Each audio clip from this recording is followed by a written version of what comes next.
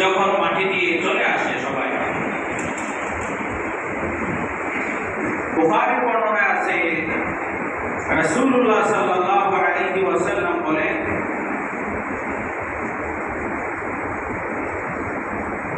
যে ওই ব্যক্তিকে আল্লাহ সুবহানাহু ওয়া তাআলা ওই ব্যক্তির নিকট দুজন ফেরেশতা পাঠান।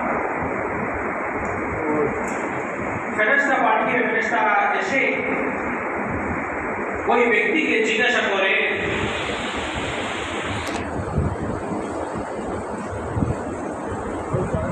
যে তোমার রব কে, তোমার রব কোথায়? আমরা সবাই জানি।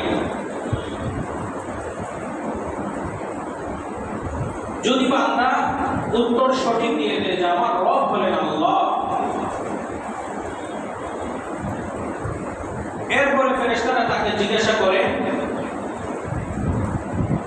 মা দীনুকা, তোমার ধর্ম কি?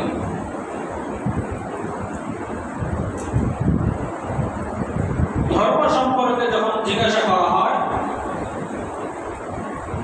যিনি ইন্তেকাল করেছেন উনি যদি উত্তর দিতে পারেন যে আমার ধর্ম হলো ইসলাম, আমার ধর্ম কি ইসলাম,